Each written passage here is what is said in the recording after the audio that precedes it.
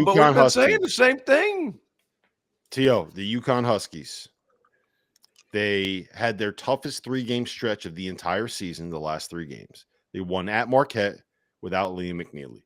They lost at home to St. John's, and they won at Creighton effectively without Hassan Diarra. I think he played 7 minutes off of the bench.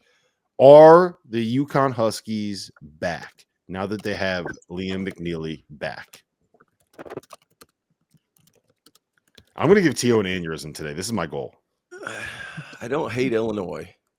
I just don't like it. They're just like we've already talked about them. That doesn't have anything to do with me hating Illinois. Just saying, I'm kind of getting there with UConn, guys. Like, keep talking about them. Okay, they're not what they've been the last 2 years. Could they rattle off and make an Elite Eight? Yeah, they could, because Hurley's Hurley.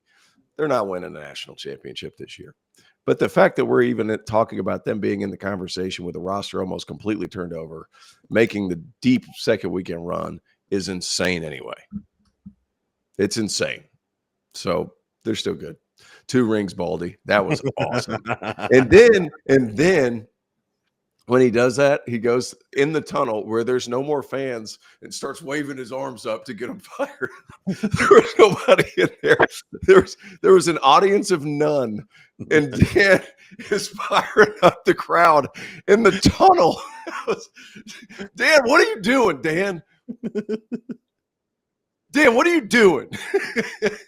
Dan's the best. Like, he's one of the nicest. He is awesome. But what are you doing, Dan? What are you doing? He's walking in the tunnel, and he's getting the crowd fired. There's no crowd in the tunnel, Dan. There's no crowd in the tunnel. After he calls a guy Baldy, I felt attacked. I felt attacked. Yeah. Now you have that forever. I was triggered. You have that forever, Rob, with Terrence. Really that was so funny. That was one of the funniest things. He does that. 2 rings, Baldy. And then he keeps walking, and he's still fired up. So he's like, come on. There's nobody in there. That was one of my buddies. That's true. There's nobody in there, Dan. It's just you. The team's already in the locker room, Dan. I do like that he said, I wish there were more people in the building. Like, that was the funniest thing I've ever seen. And I watched the clip 30 times of Dan so fired up with what he just said. So proud of the fact that he called a guy Baldy, that he walks into a tunnel with no people. It's firing up the people. It was. What are you doing, Dan? It was epic. But they had never won there. That was a breakthrough for them. That was a breakthrough win for UConn. I was very, very impressed by how they won the game. And I thought defensively they came up with a couple of key sequences down the stretch. But Liam McNeely is unbelievable. He's unreal. He just came back from his injury. And he scores 38 with 10 rebounds. The highest scoring performance by a Big East freshman in a game since Scotty Reynolds. Ridiculous performance. Rob, they had him run point guard. How about that one? It makes like they gotta sit the Haas for a little while, like see if you can get that knee going. I know it's more of he's just going to kind of be pain tolerance thing. I don't think it's something that rest will make better. He probably has to get something fixed at the end of the season, but they need to kind of get him out because he's not himself. When he was one of the best point guards in the Big East at the start of the season, but he's moving like he looks like me out there with how he's moving. Like he's limping. He doesn't have the burst. He doesn't have the explosiveness. He's trying to gut it out, but I think Liam can operate the point, and it works against Creighton because Creighton's not going to try to force turnovers. I don't know how well it will work against Seton Hall because Seton Hall will try to force turnovers. Seton Hall just doesn't do any of that stuff very successfully at this point. So I think with McNeely back and UConn being better defensively, they've definitely looked improved since the Xavier loss in these last 4 games.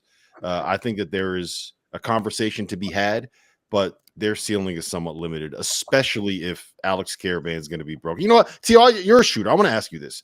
So with Caraban, to me, it's very clear that in the moments where he's forced to think about stuff, is when he kind of struggles. He's missing some Yeah. free throws. He's missing catch and shoot threes. But you get him going to the rim, offensive rebounds, curling to the basket. Like he was 5 for 7 on floaters against Creighton. It's clear that he's still the player. It's just it's all in here. How do you fix that? How do you solve that problem? You don't give him a choice to be like, if you don't shoot it, you're getting taken out. Like, just shoot it quickly. The hardest shots for me were always the ones that were wide open where you had time. Mm-hmm. Like, some guys could do it. Other guys, like, I could do it, but it's still like you expect to make it so much that you just can't will it in there. I think just kind of generating a feel and keep getting some of those easier looks, get some of those floaters and let the game kind of come to you. Other than that, man, just rely on your work. I've always been that way. I do think, I don't think Caraban is NBA material. Who's Johnny said that. I was always a bit more skeptical on his NBA potential than others because I don't think he's a good athlete. He's not. He's long. He's longer than he is. But I just don't think he's like the NBA is. You don't realize how big, long, and athletic the NBA is until you sit in front of NBA games forever and you're just like, this is just silly different. Like, yeah, I just don't see. I think he could be a good player. I think that would be a huge jump. He's a guy, like, he needs to be a piece though. Like the part of the reason he's in his own head is because they tried to make him be like the go-to guy when McNeely was out, and he just as soon as he was the top name on the scouting report, like everything kind of went downhill. So he needs to be your third or fourth option, sit in the corner, make threes, and be switchable. And then I think that there's a potential for him to do that in the NBA. But I think part of the reason he's in his head is because he's watching himself. He feels like he's torching his NBA career by coming back to school. So I do sympathize with that a little bit.